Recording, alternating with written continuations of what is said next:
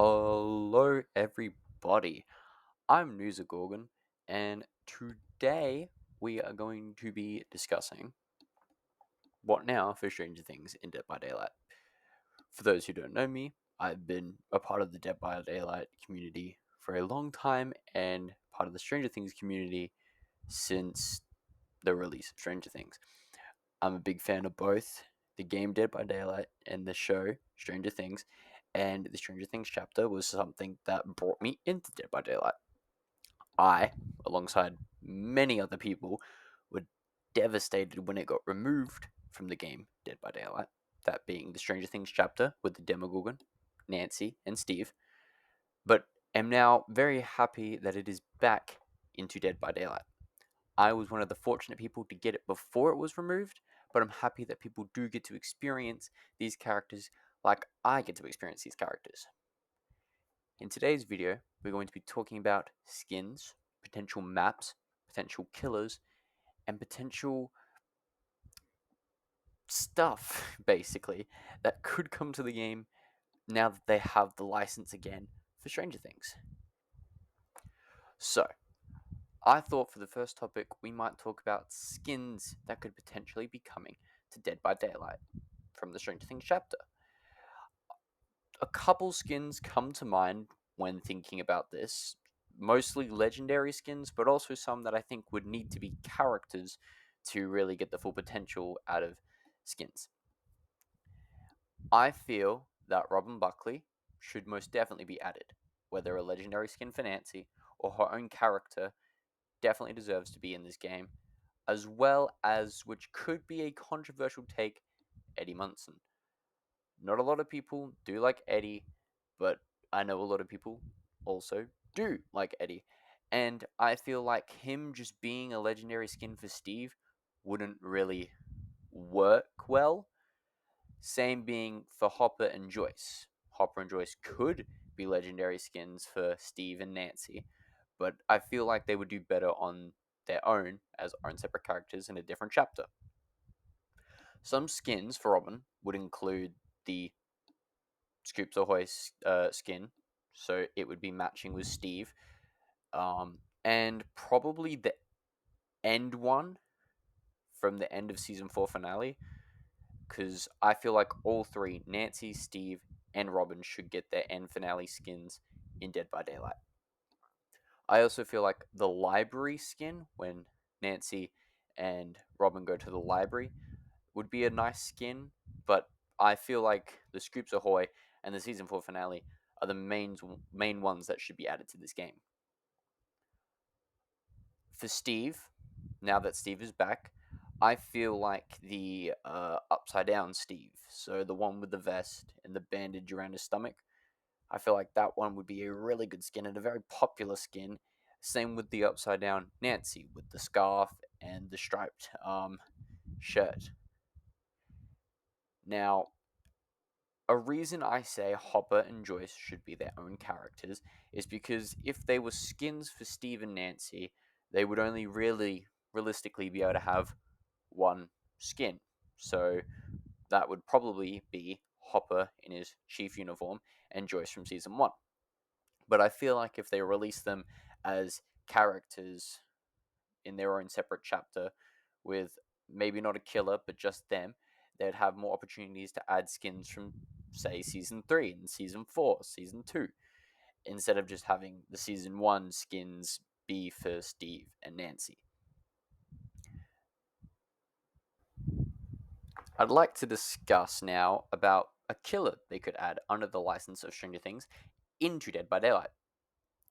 As of recently, the most recent killer, not to be added, but from now, the playtest beta is live and will be added November 28th, I believe, is Chucky, which introduces our first third-person killer.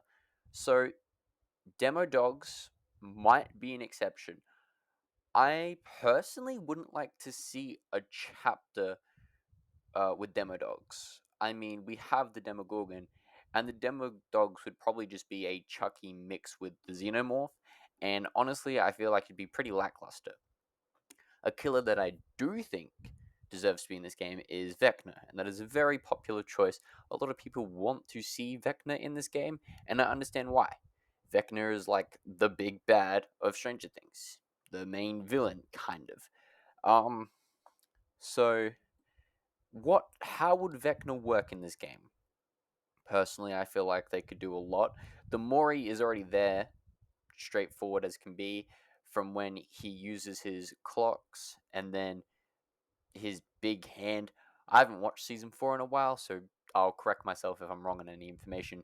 But he like deforms their body, and then that where that body died becomes a portal. It could be an interesting way to add a Mori, like Pinhead, with the big pole coming out from wherever Pinhead's from, and then going back down into the ground.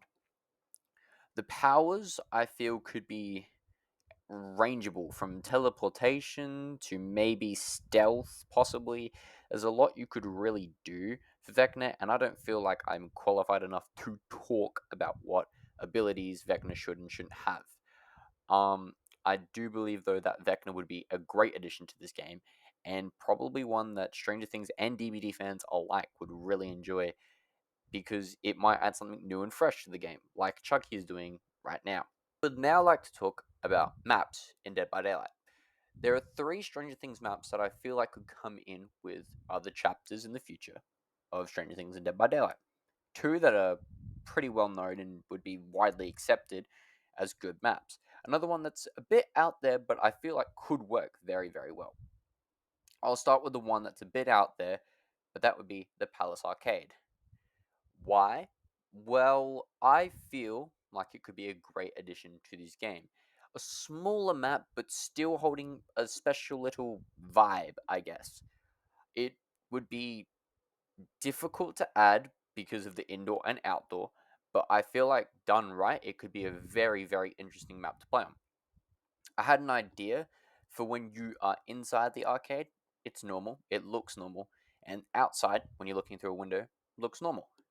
But when you leave the arcade to go to the outside area, maybe it becomes the upside down, like it does in Hawkins' lab. It gets all decrepit and viney, and the color changes in the game.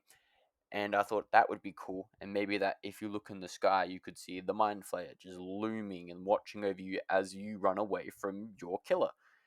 I feel like that would be a interesting but pretty cool addition to this game. Now, a lot of people might not agree with that, but honestly, I couldn't care less. It's something I feel like would work really, really well in this game with the indoor and outdoor. Palettes could range for a lot of palettes, or barely any palettes, but I still feel like it would be a pretty good map to be added, maybe by itself or with a new killer. Let's get on to what I feel like are the widely accepted maps, which, I feel like everyone knows and everyone would accept into this game with open arms. Let's start off with the main one, Starcourt Mall. Starcourt Mall, no matter what we do, will probably be the next map added to Dead by Daylight if Netflix and Stranger Things allow them to create more content in this game. I honestly will love to see Starcourt Mall into Dead by Daylight. I feel like it'd be an amazing vibe, just how big it is. So it'd be like RPD almost.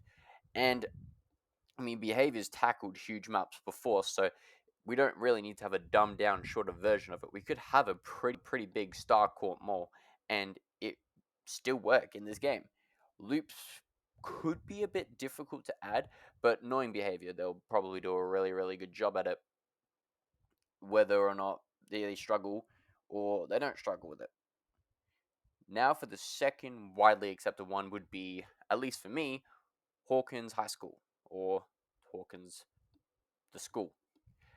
An indoor and outdoor map, which I feel like could be really cool, and maybe a portal from when the Demogorgon comes in at the end of season 1.